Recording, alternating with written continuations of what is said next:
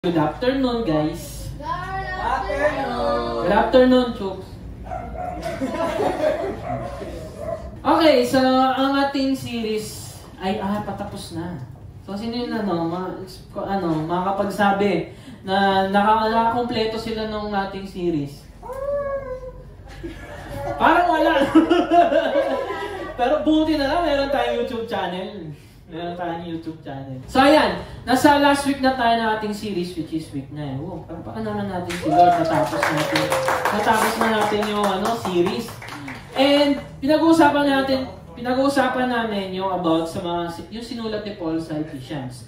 So, bali dito na natin i-end, tutuldukan yung mga sinabi ni Paul about who God is, kung sino ba siya sa atin, ano ba yung dapat natin paniwalaan, ano ba yung mga bagay na susundan natin para mahalin yung ibang tao, panatilihin yung unity dito sa church, sa bahay, sa school, o kahit nasan man tayong lugar. And it is all because of the love of God sa atin, no? And ito yung mga naging topic natin na nabigay sa atin ng dahilan kung bakit tayo magpapatuloy as a Christian. Kung bakit tayo magpapatuloy na magmahal, bakit tayo magpapatuloy na hindi magkikreate ng division sa kahit saan mang lugar ng ating buhay, no? So, first is yung spiritually blessed. Blessed by grace, blessed in Christ, and blessed through His Spirit. And then ito yung 5 topic natin for this second part. Blessed for unity, blessed for new life, blessed for one another, which is walk in love, kasi 2 part yan. Then blessed for one another, submission. So, pinag-usapan last week ni Pastor Jello yung about sa submission sa ating magulang, sa husband and wife, sa anak tsaka sa magulang, and then sa trabaho, sa school, sa masters, and sa mga tagasunod.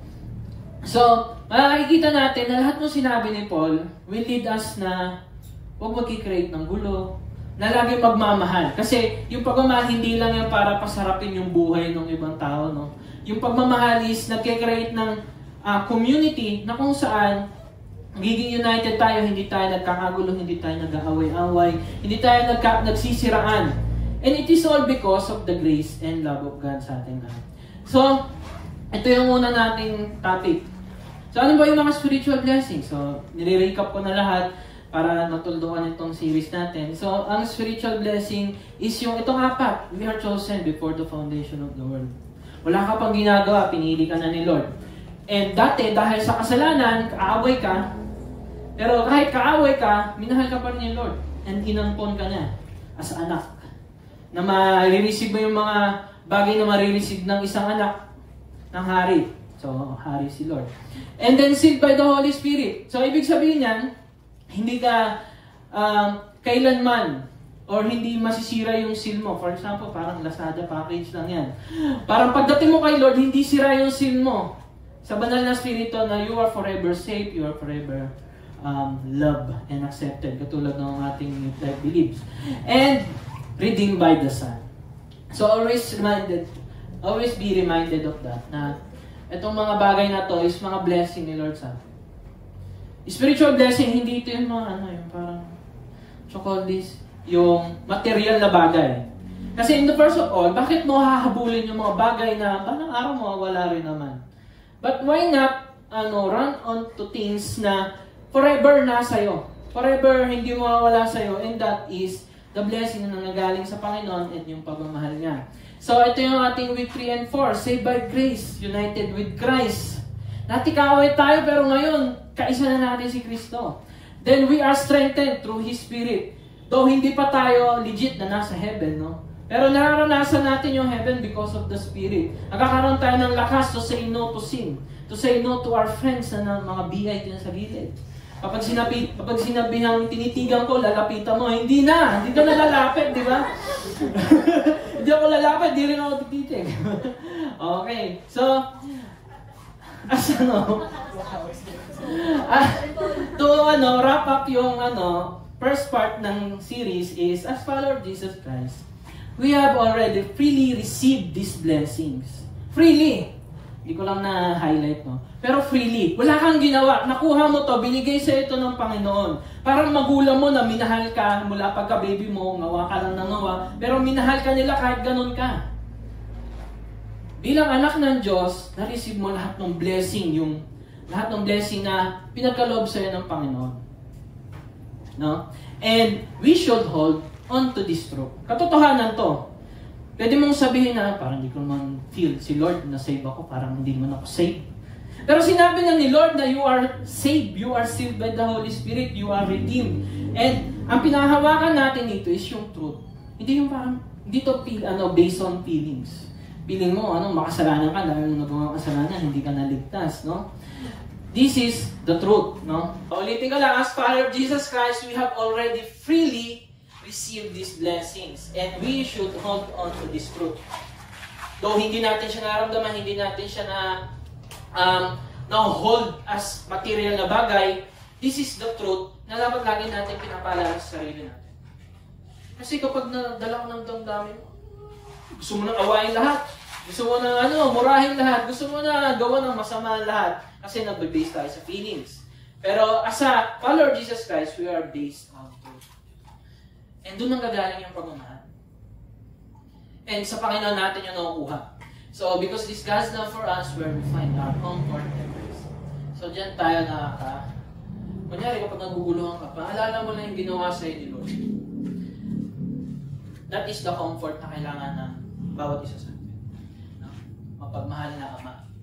So, week 5, 6 to 7 to 8, pinag-usapan natin yung blessing dyan is true love for unity, mindset for new life, and suited for one another. So, yung blessing na binigay sa atin ng Panginoon, hindi lang yung basta parang regalo na hindi mo binuksan.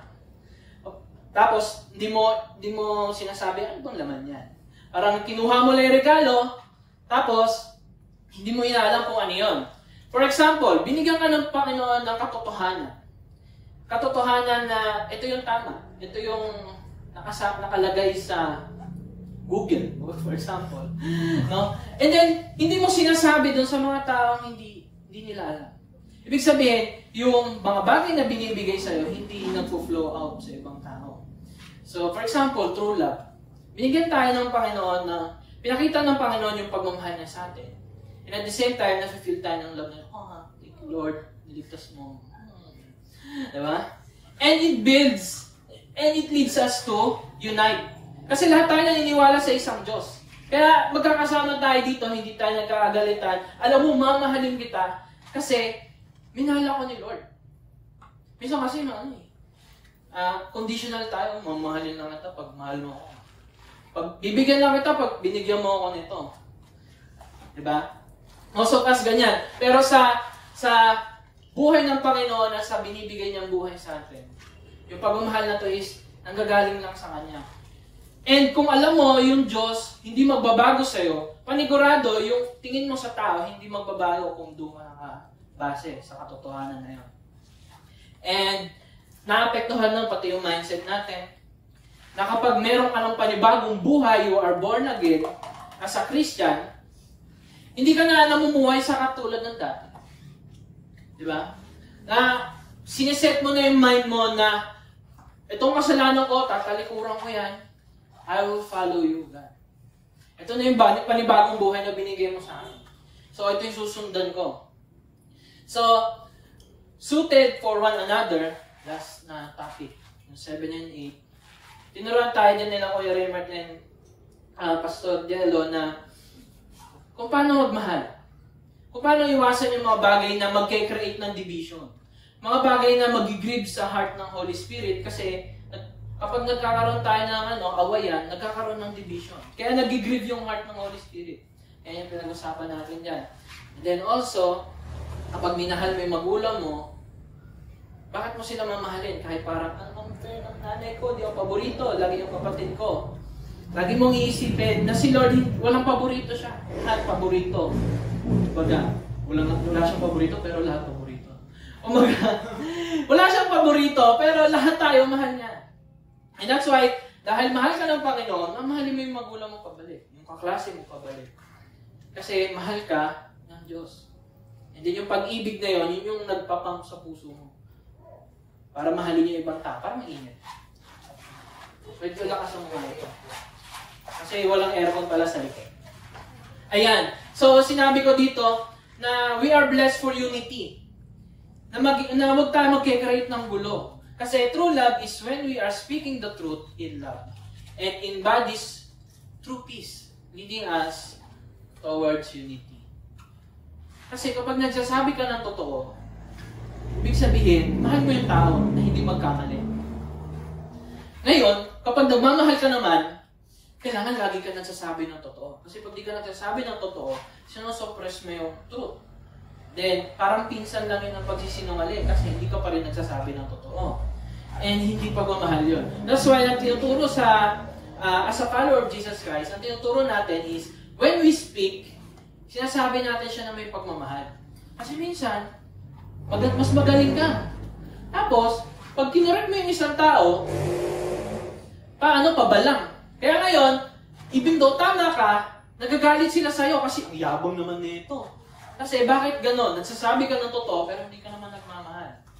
O meron naman kabaliktaran, nagmamahal ka naman pero naniniwala ka sa kasinungalingan. Na for example, sinasabi ng ibang tao sa'yo, alam mo ang ganda mo, pero pag tingin mo sa salamin, parang hindi naman.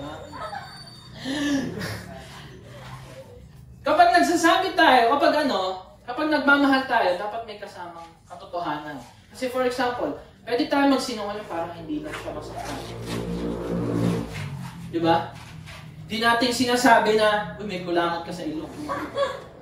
Totoo yun Totoo yun. O kaya bukas yung zipper mo. Kasi bakit? Baka magalit sila sa'yo. Yun yung tingin natin Baka magalit. Baka magalit kapag sinabihan ko, mapahiya siya. Eh hindi mo alam, mas lalo siya napapahiya in that way. Diba?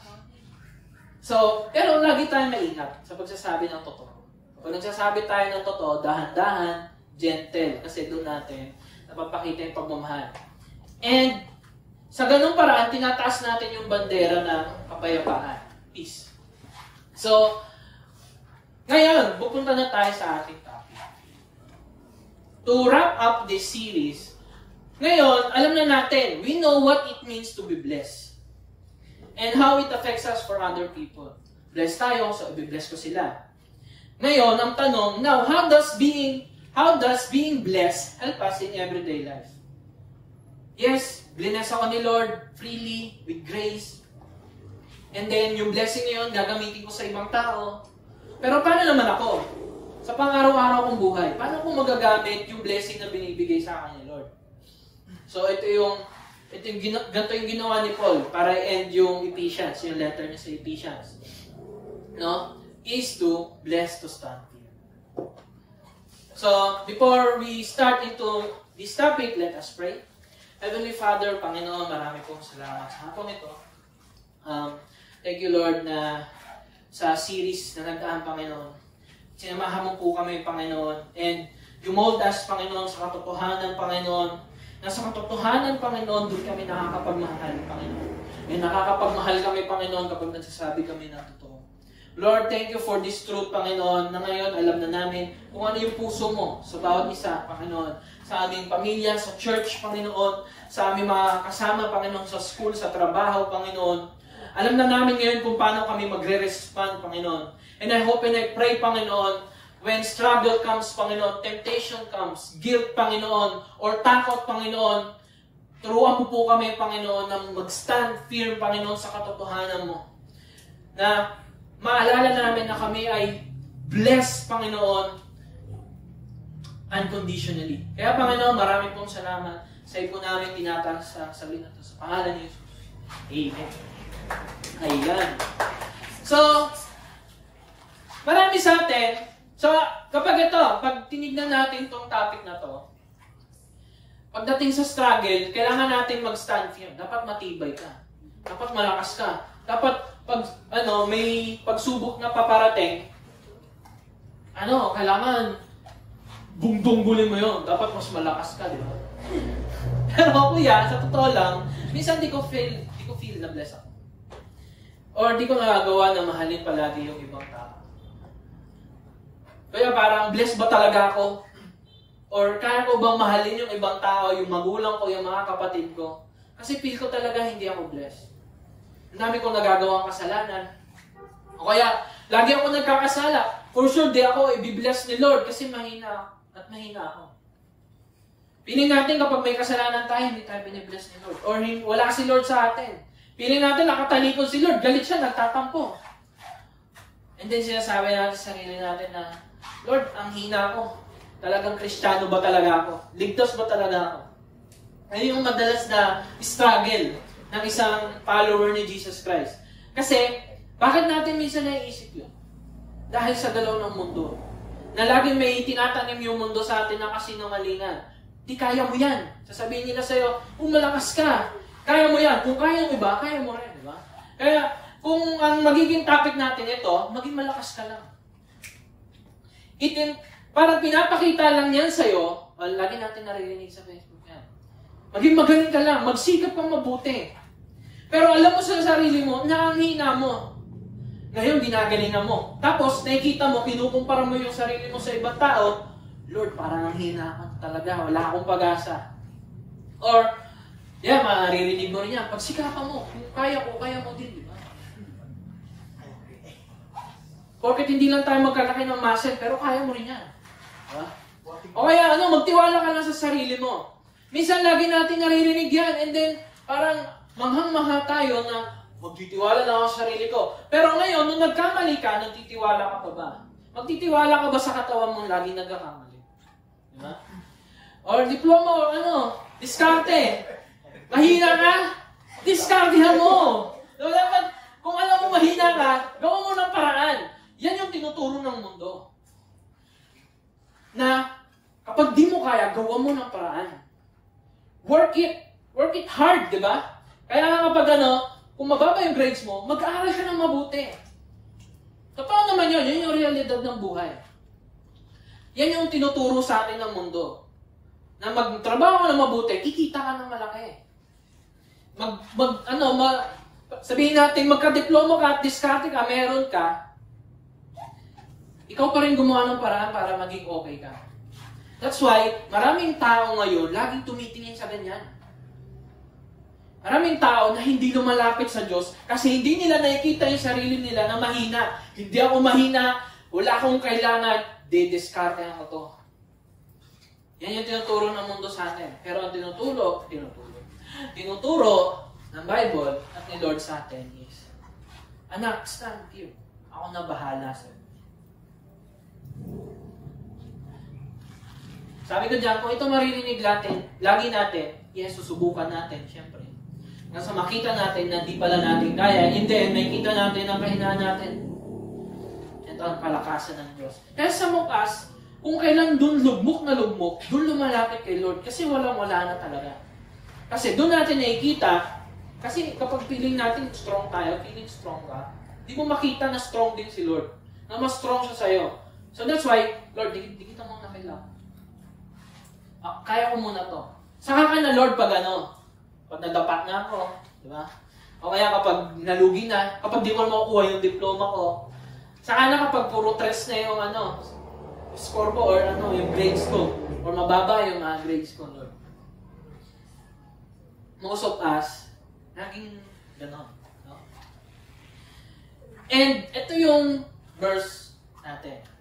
Sabi ni Paul, ngayon narinig niyo lahat ng mga bagay na mag-raise ng unity sa church, sa bahay, sa trabaho, sa kaklase. Finally, be strong in the Lord and in the strength of His might. Sa mga kapag tinignan niyan, yung verse na yan, lagi mo makikita yung strong. Be strong. Maging malakas ka. Magbuhat ka 10 times. Mag-push up ka 100 times. Para si Saitama. Pero,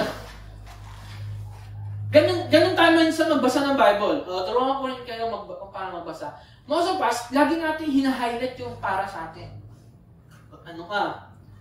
Huwag kang magagalit. Huwag kang lagi nyo yung hina-highlight mo. Kasi hindi mo nakikita kung ano yung ginagawa niya Lord para sa'yo.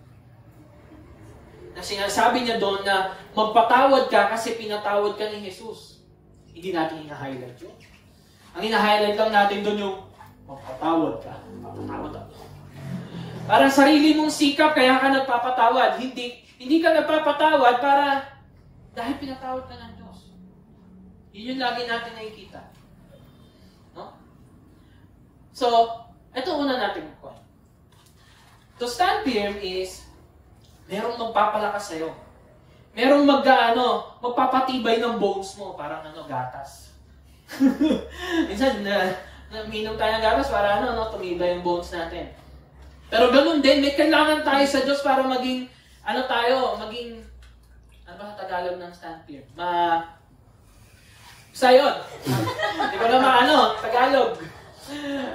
So sabi niya dyan, finally be strong. Actually, hindi ito dapat yung lagi nyo nakikita. Kasi ang dapat nyo nakikita is ito, in the Lord and in the strength of His might. Be strong kasi meron kang Diyos na malakas. Wala yan. Sige, magre-report ako sa harapan kahit nahihiya ako. Kasi, di naman sa wala akong pake sa sinasabi nila, pero mas mabigat yung sinasabi ng Diyos sa akin. Na mahal niya ako, accepted niya ako, okay lang sige kahit mapahiya ako sa harapan. Basta yung lakas ko nanggagaling sa Panginoon. Diba? So, mas maganda to sa Tagalog. Finally, magpalakas kayo sa pakikipag-isa nyo sa Panginoon. Diba? Nag-word study tayo ng in. Diba? Yung in or yung sa. Nagasaan ka? Taga-Marikina, naggagawa ka ng sapatos. Taga-Pateros, nag-ano ka ng balot. Pero kapag sinabi mo, sa Diyos ako, alam nilang Kristiyano ka. Diba? So, ganun din ito. Kapag sinasabi dyan, in the Lord, nakikipag-isa tayo sa Diyos. And sa tulong ng dakilang kapangyarihan niya. So, bilang Kristiyano, kung nakakasunod man tayo kay Lord, hindi yun dahil sa atin. Kundi dahil meron Diyos na nagpapalakas ng puso. Na nagsasabi na, alam ko di mo kaya anak, pero kaya na. Diba? And then sabi niya dyan, put on the whole armor of God. Nasagasaan natin sa series natin na kapag inuhubad mo yung kasalanan mo, di ba? Iniiwan mo, alam mo magkakasala ka, iiwanan mo yon. Susuotin mo yung righteousness ng Panginoon. Kasi yun yung ipapakita mo sa tao na yung si Jesus, niligtas ako. At ito yung kabutihan niya. Kaya yung kabutihan niya, yung ipapakita ko sa'yo. Kasi minsan, inaangkin natin yung kung anong meron sa atin. For example, minamahal mo yung magulang mo. Sinasabi mo na, kasi natouch ako eh. Kaya yung pagmamahal nun, nanggaling sa akin. Minsan, hindi natin kinukonsider na lahat nung naipapakita natin sa ibang tao na mabubuti, is nanggagaling sa Diyos. Bakit ka nakakapagbigay? Kasi nagsasacrifice ka nung bagay na meron ka. Kasi meron Diyos na nagsacrifice para sa'yo. Kaya kaya mo magbigay ng pagmamahal kahit masakit na. And lagi mo yung magagawa dahil sa Panginoon. Sabi niya dyan, para ma-strengthen ka to stand firm, put on the whole armor of God. Nagbigay ng si Paul ng example dito. Parang example niya to. And then, ako naman, i-explain ko yung example niya. So, dapat full armor of God. Kasi kapag hindi full armor yan, may tatama pa rin sa mukha mo, di ba? Parang pana. So, put on the whole armor of God that you may be able to fight against the schemes of the devil. Fight against. Actually, ibang version niya. Joke version niya. Mahulaan niya ba kung ano yung pinalitan ko dyan? Hindi tayo tinawag ni Lord para makipag-away. Kasi sinabi ko dyan, you may be able to fight, diba? Magsasot ka ng armor para gerahan ka, diba? Hindi tayo tinawag ni Lord para makipag-away. Di ba sinabi ni Paul dyan, that you may be able to stand against the schemes of the devil. Hindi tayo nakikipag-away. Sabi niya dyan, for we do not wrestle against flesh and blood. Hindi tayo nakikipag-away sa tao. Bilang follower ni Jesus Christ, wala naman siyang sinuntok eh. Di ba si Jesus bumababa dito, tapos pinagsusuntok yung mga sasamang ugali? Umayos ka ng buhay mo. Hindi kita iligtas dyan eh. Ganun ba sinabi ni Jesus? Hindi naman. Or we do not wrestle against flesh and blood. Sabi ni Jesus, diba? Sa Sermon on the Mount, sabi niya, alam ko naririnig nyo, you shall love your neighbor and hate your enemy. Pero sinasabi ko sa inyo, love your enemies and pray for those who persecute you. Kung sino pa yung nananakit sa inyo, sino pa yung ipag-pray nyo? Di ba? And then sabi niya dito, for we do not wrestle against flesh and blood, but against the rulers, against the authorities, against the cosmic powers over this present darkness, against the spiritual forces of evil in the heavenly places. So ang daming sinabi ni Paul na spiritual. Ang kinakalaban natin dito is yung rulers ng mundo ito. Ano yung sinasabi niya dyan? Ito yung schemes ng mga demonyo na maniwala ka sa kasinungalingan. Sumunod ka lang sa heart mo and then magagawa mo yung gusto mo. Yes, magagawa mo yung gusto mo, pero ang kadalasan na gusto natin is yung malayo tayo sa Panginoon. Ano yung sinasabi niya dyan? Sabi ni Paul, in-explain niya naman to kung ano yung mga spiritual na yan. Sabi niya sa atin, or sa Colossians, you were dead because of your sins. Alam natin yan. And because your sinful nature was not yet cut away, ibig sabihin niya, nasa katawan pa rin tayo na nagkakasala. Kasi, meron nagsasabi na, pinatawad na tayo ni Jesus. Wala na tayong kasalanan. Hindi na tayo magkakasala. Nagkasala ka, hindi ka ligtas. Hindi totoo yun. Kasi, itong katawan na to, hindi pa rin to renewed. Kasi, that's why, pinipreach namin na we will be resurrected in the end times. Kasi bibigyan tayo ng katawan na hindi na magkakasala muli. So parang sinasabi ng iba na hindi na natin kailangan yung resurrection na yan. Matuwid na tayo. Hindi na tayo nagkakasala. Ang Kristiyano hindi nagkakasala. Hindi tayo. Nagkakasala pa rin tayo mga Kristiyano. Sabi niya dyan, then God made you alive with Christ. Ano yung inalive niya dyan? Hindi yung katawan mong nagkakasala, kundi yung spiritual mong binigay sa'yo ng Panginoon. Kasi nung nagkasala tayo, we are dead. Yung spirit natin dead. Hindi tayo makarespond kay Lord. Tinatawag niya tayo, Uy, Christian. Hindi lumilingon kasi sinusunod lagi natin yung katawan natin. Ngayon, ito yung sinasabi namin sa Galatians. Di ba, meron tayong dalawang desire. Yung desire ng katawan mo, at yung desire ng spirit mo. Yung desire ng spirit na binigay ni Jesus, yun yung nagbibigay sa'yo ng desire na sumunod sa Panginoon. Kaya ngayon, may dalawang nag-aaway sa pagkatao natin. Desire ng katawan mo at yung desire ng spirit na binigay sa'yo ng Panginoon. So, lagi niyong tatandaan yan. And then, syempre, kapag na-resurrect na tayo, namatay tayo, na-resurrect or na-transform ng katawan natin, mawawala na yung katawan na lagi nagkakasala. And meron, natitira na lang is yung spirit na laging nasa atin. Ang sabi ko dyan, then God made you alive. Yung spirit mo. For He forgave all our sins. Bakit nabuhay yung spirito mo? Kasi yung kasalanan mo, pinatawad. Ngayon, nakakalapit ka na sa Panginoon kasi wala nang barrier ng kasalanan. Tinanggal yun ni Jesus, binayaran niya yun. Kaya kahit magkasala ka, hindi ko naman sinabi na laging magkasala, pero kahit yung kasalanan na hindi mo pinapamuhay, kasi may dalawang kasalanan eh. Kasalanan na hindi mo sadya at kasalanan na lagi mong ginagawa. Kasi kapag lagi mong ginagawa, yun yung binubuhay mo. Parang yun yung sinasapamuhay mo. And then kapag sinasapamuhay mo yun, nagiging ikaw yun, nagiging identity mo yun. That's why, kapag nagkakasala tayo, we tend to repent. Na Lord, patawarin mo ako, nagawa ko na naman yung kasalanan. And that is the mark of a Christian. Na laging, kapag nagkasala, laging tumatalikod, Lord, tulungan mo akong layuan tong kasalanan na to. Ang isang Kristiyano, aminado na kasalanan siya. Yan lang yun. Okay? And then sabi ni Paul dyan, he canceled the record of the charges against us. Kung ikaw dinala sa korte, sinabi ng judge sa'yo, pinatawad ko na yung nagawa mong kasalanan kasi may ibang nagbayad. Ngayon, kung meron nagbayad, magbabayad ka pa ba? Kasi may nagbayad na eh.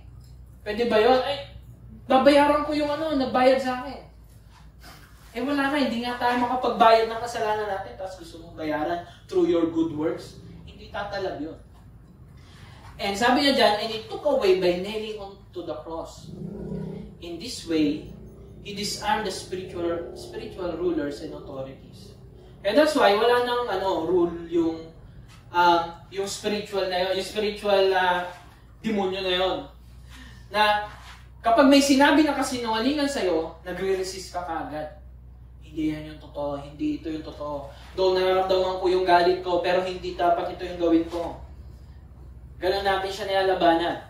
He shamed them publicly by his victory over them on the cross. So, yan yung tinutukoy ni Paul na spiritual rulers. No? So, we are standing firm para sa katotohanan at pag-ibig. Na huwag tayong magpapadala sa scheme ng mundong ito. At ang scheme na yon ay mapaniwala tayo sa kasinungalingan. Ano yung mga kasinungalingan na yan? Sabihin sa'yo ng mga kasinungalingan, nagkasala ka naman, hindi ka ligtas. Uy, inasar mo yung kaibigan mo. Kristyano ka ba talaga? Diba? May ganyan eh. Tapos yan, naniniwala, hindi na ako Kristyano ba? Uy, hindi na ako nakaka-attend ng church, baka hindi na ako Kristyano. Ano pa yung mga kasinungalingan na yan? Guilt, takot. Sinasabi ng, kapag nakita mo madilim dun sa CR, hindi ka pupunta kasi natatakot ka. Pero, naniniwala ka sa kasinungalingan na wala naman talagang nandun, takot ka lang. Diba? Yan yung pinapakita ng mundo sa atin. Ngayon, bakit tayo nagtatrabaho? Bakit tayo nag-ano? Kasi takot tayo mamatay. Takot tayo magutom. Takot tayo mapagalitan ng magulang natin kapag bumabagsak tayo, di ba? Hindi natin ini-embrace yun. Kaya minsan nagsisinungaling tayo.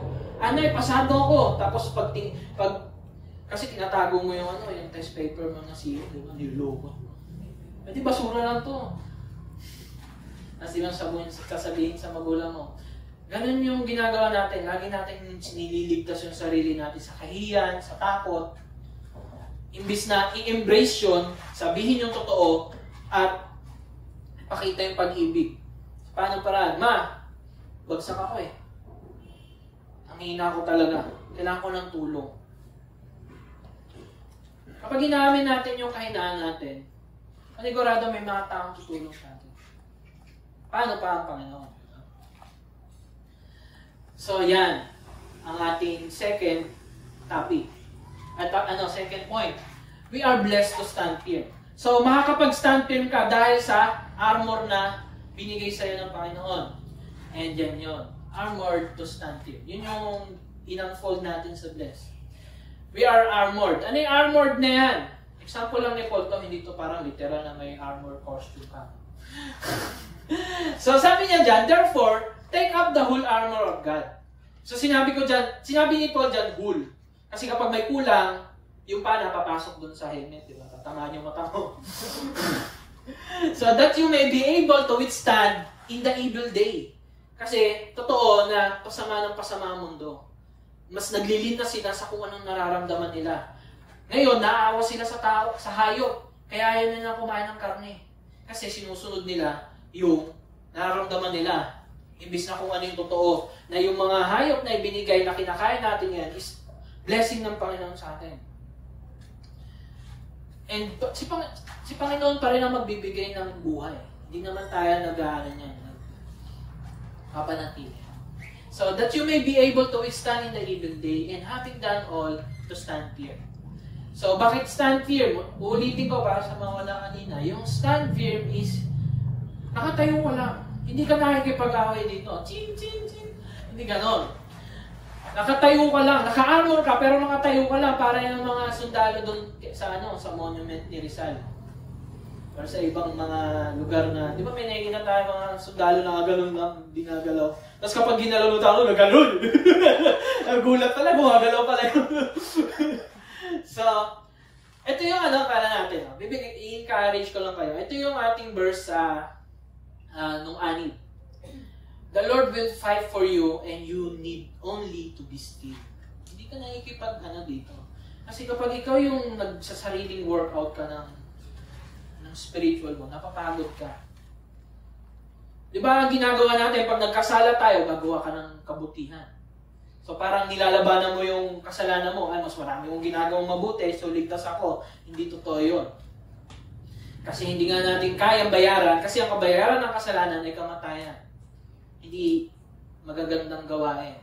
Hindi nyo mababayaran yung kasalanan nyo. That's why si Lord ang lalabang para sa inyo. That's why Jesus came. Yan yung isa sa reasons bakit siya pumunta dito sa earth. No? Ngayon, ito yung sabi ni Paul, stand Stand therefore, having fastened on the belt of truth, and having put on the breastplate of righteousness. Yung dalawang yan, truth and righteousness, magkasama yan.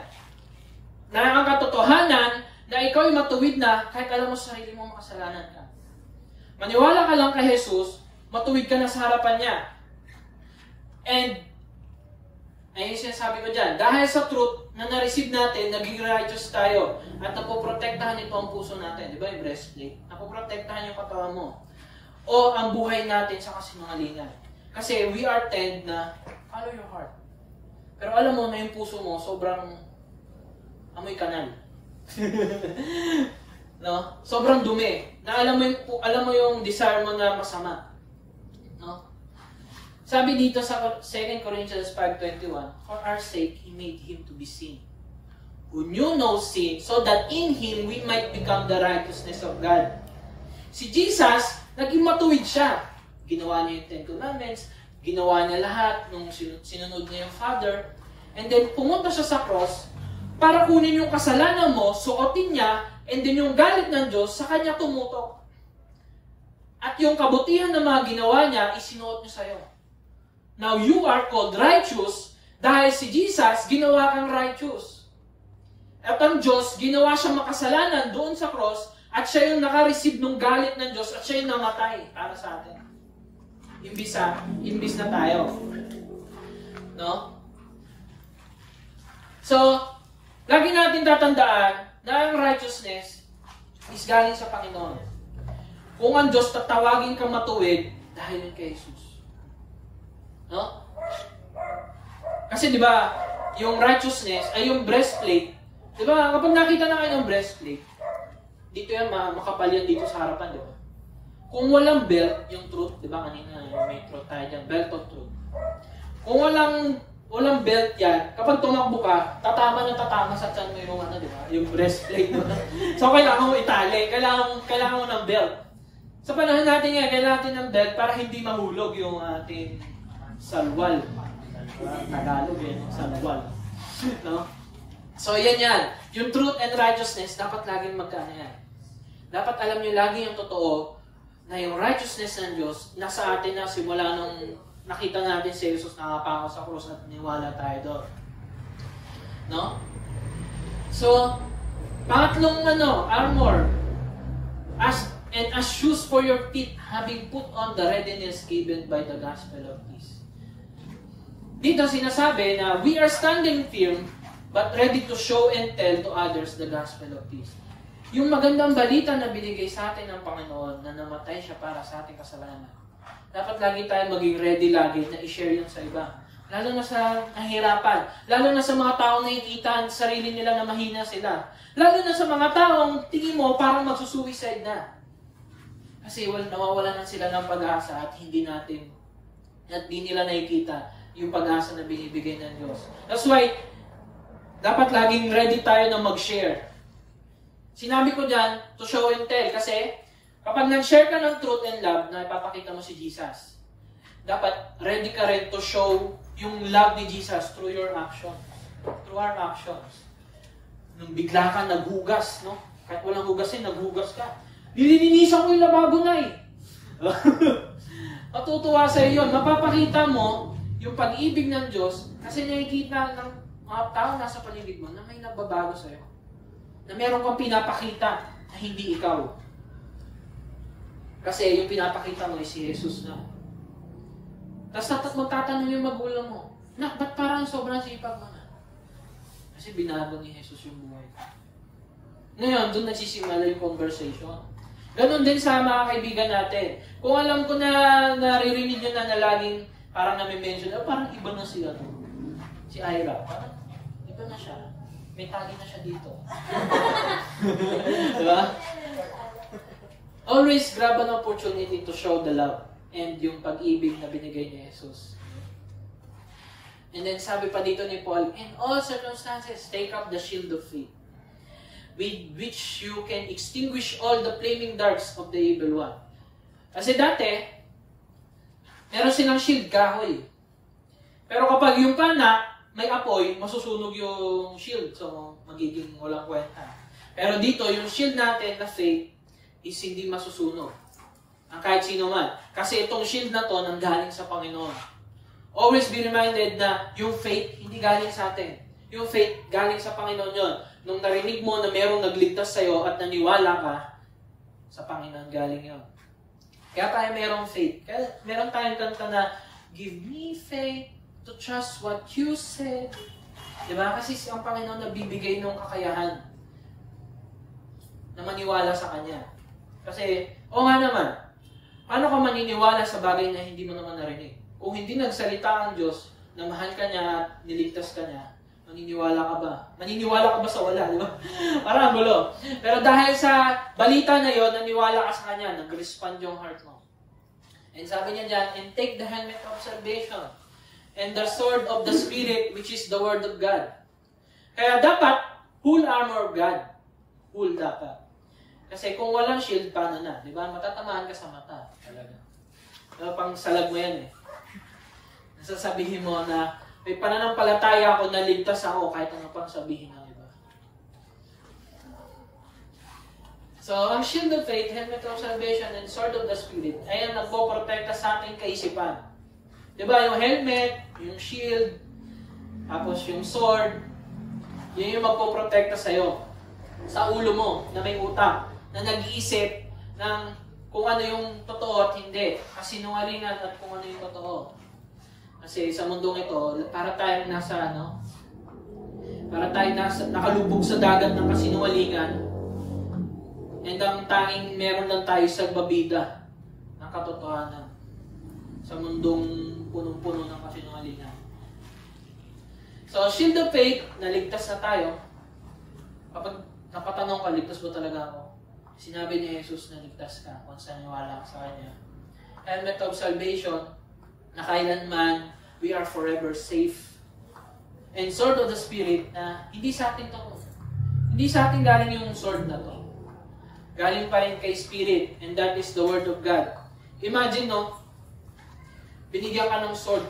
Parang sa games lang. May nakuha kang sword na malakas. Pili mo, ang lakas mo na, di ba? So that's why, kapag hindi tayo nagbabasa, hindi tayo nakikinig, hindi tayo pupunta ng church, wala tayong ginagamit na sword para ipaglaban dun sa mga kasinungalingan.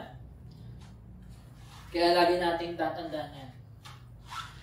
And then, sa sumunod na verse, sabi ni Paul, praying at all times in the Spirit, with all prayer and supplication. Ano yung supplication? Yung mga hinihiling. Sabi niya dyan, lagi kayong mag-pray at all times. Diba? Lagi. To the end, keep alert with all perseverance, making supplication for all the saints. Ano ibig sabihin ng all the saints? Lahat ng co-follower of Jesus Christ. Mga co-follower mo. Mga kasama mo sa bahay, kasama mo sa church.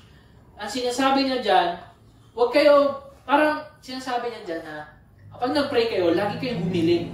Hindi humiling para sa sarili nyo. Kundi humiling or mag-supplicate para sa lahat ng mga santo. Hindi santo na yung kaya. Ang santo dyan is tayo mga Kristiyano na naniwala sa Jesus. Okay? Always be reminded of that. Diba? Kasi matik na kapag may problem, nagdadasal tayo. Alam natin yan. Pero as follower of Christ, mas madalas tayo mag-pray para sa ibang tao. Sinasabi ni Paul dyan, lagi kayong mag-pray. Lagi namin sinasabi na lagi kayong mag-pray. Pero hindi yung prayer na para sa sarili mo lang. Lagi kang mag-pray para sa ibang tao na maging matibay at malakas din sila. Na ipag-pray natin sila na mag-stand firm sa ating foundation. At ano yung foundation na yon? Na kailanman hindi mayayanig, and that is Jesus. Lagi natin ipag-pray, lalo na sa mga hindi nakaka-attend, lalo na sa mga hindi nakakarinig ng salita ng Diyos. Lord, I pray na sana bumalik sila at mag-stand firm dun sa paniniwala at sa pananampalataya at sa katotohanan na tayong lahat ay ligtas na. Pinapipray natin madalas dapat yung mga ibang tao. Hindi lang tayo. Kung pili mo kasi minsan, ako kasi minsan, hindi ako nagpipray. Kasi, Lord, okay naman ako eh. Ngayon, pinamukha sa akin ni Paul na magpipray ako, hindi lang pala dapat para sa akin. Or kapag meron lang nag-ask na, uy, pag-pray nyo naman ako. Sige, pag-pray kita. Minsan, ganun lang tayo. Doon lang tayo nag-pray. Pero sa Christian, pinag-pray natin yung ibang tao. Anong big sabihin ng pray? Kausapin mo lang si Lord. Huwag na natin sabihin pray.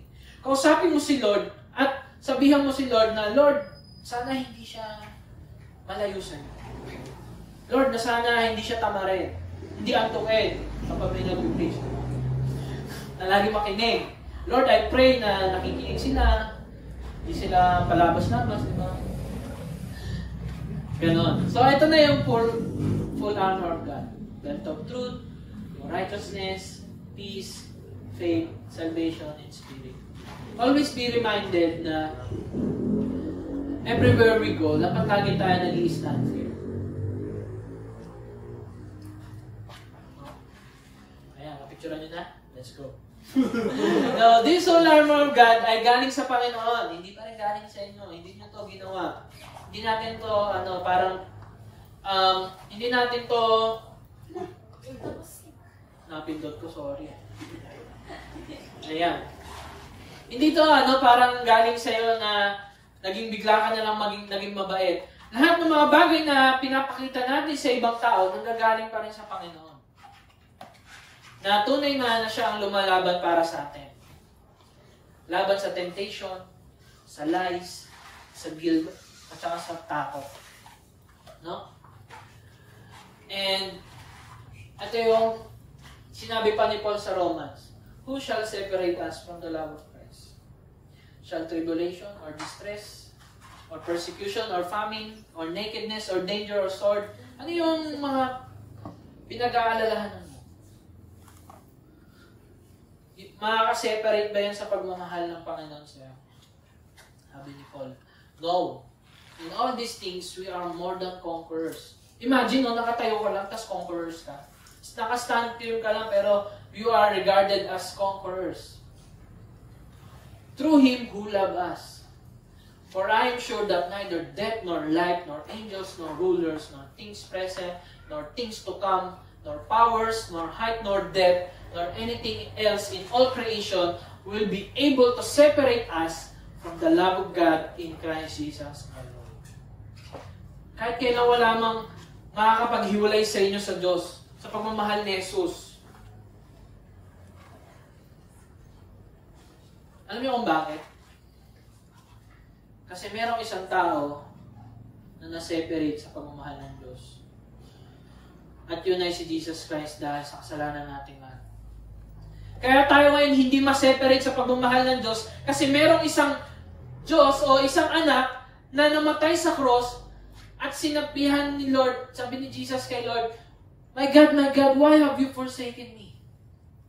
Kasi in that very moment, tinalikuran siya ng Diyos para sa ating lahat. Imagine, eternally, in eternity, magkasama na sila. Pero dahil sa kasalanan natin, nahiwalay siya sa Father. And imagine yung sakit, yung break-up na yun, dahil lang sa kasalanan natin. Ganun katibay yung pagmamahal sa atin ng Diyos, na kailanman hindi yung mawawala. Kahit anong merong create si Lord, hindi yun magpapahiwalay sa inyo sa pag-ibig ng Diyos. Always be reminded of that. No? And this is the final message. Ito yung final message ni Paul dun sa Ephesians. Sabi niya, and pray for me too. Sabi ni Paul. Hindi natin siya mapag-pray kasi wala na siya, di ba? Sabi ni Paul dyan, ask God to give me the right words so I can boldly explain God's mysterious plan. That the good news is for Jews and Gentiles alike. Sinasabi niya dyan na ipag-pray niyo ako. Pag-pray mo kami mga pastor dito, for example. Na sana ma-explain namin na may confidence yung mysterious plan ng Panginoon, yung pag-ibig ng Diyos sa ating lahat. Na yung good news ay hindi lang para dun sa mga Hudyo, or para dun sa mga mababait, or para lang dun sa mga nasa church. Even though kahit wala pa sila sa church, yung pag-ibig ng Diyos ay para sa lahat na maniniwala kay Jesus. And that's why, need natin na mag-share so that mapakita natin sa ibang tao and maparana sa kanila yung pag-ibig ng Diyos. Kasi yun yung kailangan nila. In this very moment na pinapakita sa atin ng mundo na parang wala ng pag-asa. Sabi ni Paul dyan, I am in chains now. Nakakulong siya dyan. Noong sinulat niya to. Still preaching the message as God's ambassador. Ewan ko kung may kasama siya doon sa kulungan o yung pader na yung kinakausap niya. Pero napipreach pa rin siya ng message ni God at that very moment. Siyempre may iba pang way, di ba? Through letters. And how about ngayon na parang ako rin, kasama rin ako sa guilty rin dito. Now we have all the gadgets, all the things na kailangan natin para may share yung pag-ibig ng Diyos. Din si Paul, hirap na hirap. Then kung siya yung mga laging na nandito, yung siya yung namuhay ngayon, no? Siguro sikat na sikat siya. Sabi niya dito, so pray that I will keep on speaking boldly for Him. As I should. Kasi minsan, tao rin si Paul, parang ayaw niya na rin minsan. Parang ayoko na, Lord. Pero dapat. Kasi katulad ni Paul, tao rin siya, katulad din natin. Nahihirapan. No? So, to bring you up to date, sabi niya, Tychicus, o Tychicus, hindi ko alam kung basa niya. Basta, tropa ni Paul yan, will give you a full report about what I am doing and how I'm getting along. Kasi nag-aalala yung Ephesians, naku, nakulong si Paul. Paano na mangyayari?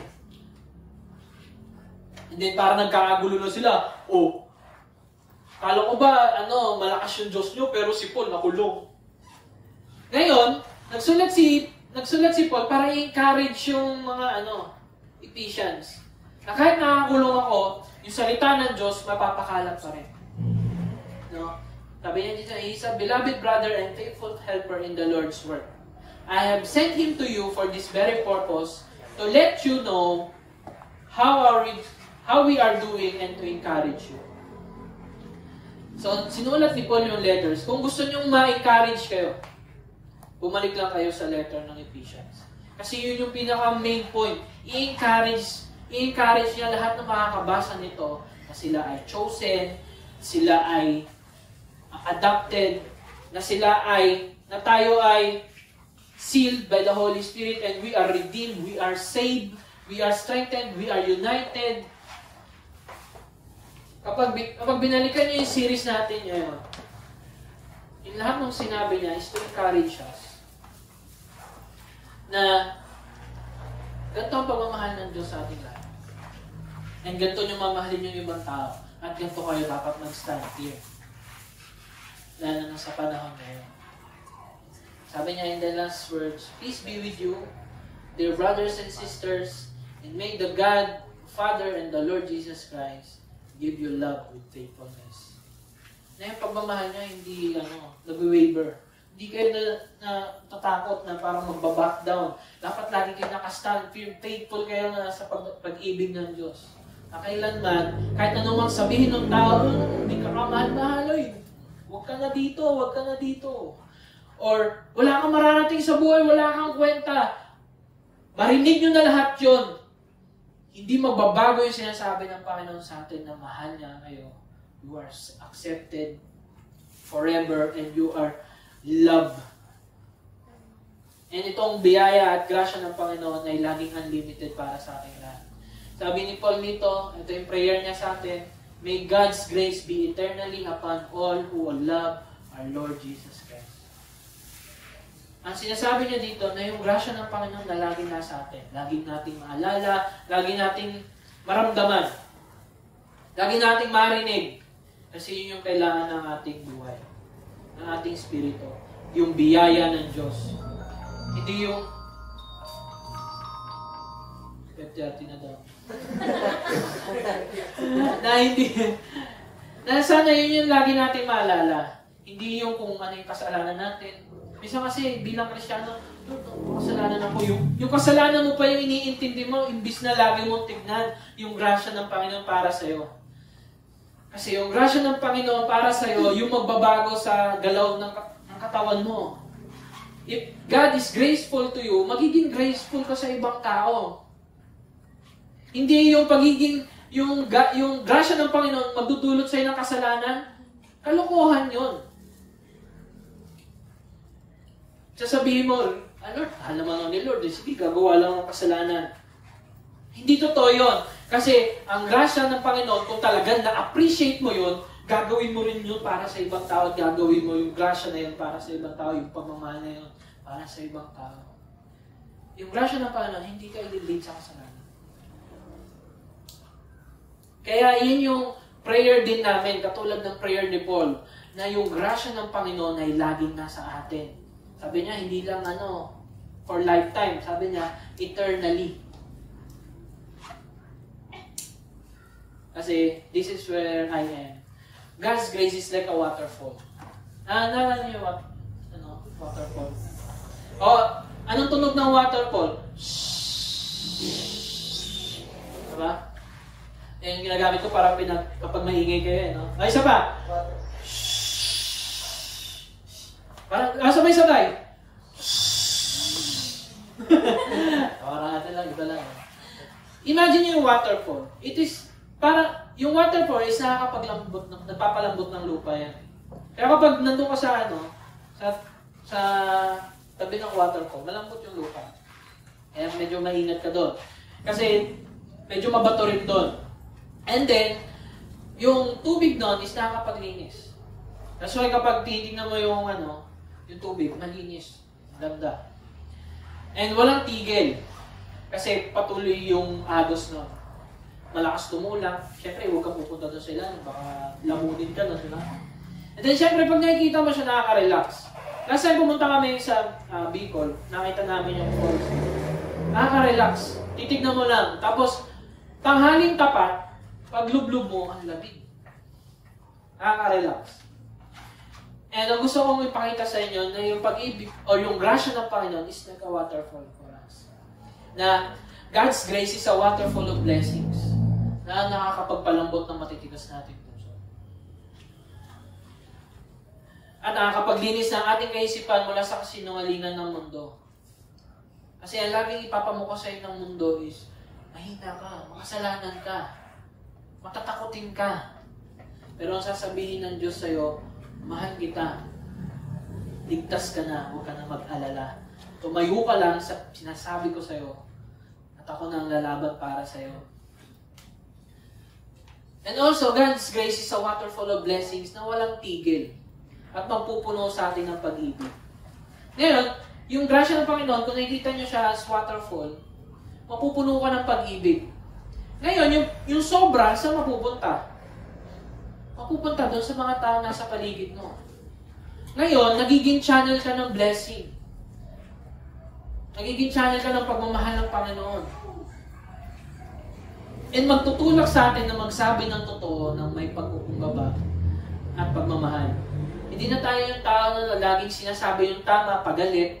Hindi laging sinasabi yung tama para masaktan yung ibang tao. Nagsasabi na tayo ng totoo at tama para mahalin sila at ipakita sa kanila na we are follower of Jesus Christ. We are, yung mga paa namin is kung saan kami dalhin, laging dapat may kapayapaan doon. Hindi tayo dapat yung laging nangunguna doon sa awayan. Tayo yung nagpapakita ng pag-ibig ng Diyos sa mga tao. And God's grace is a waterfall of blessing na makakapagparelax sa atin. Sa lahat ng alalahanin ng mundo dahil tayo ligtas at mahal magpakailan. Yan yung katotohanan, ang grasya ng Panginoon at pag-ibig niya sa atin.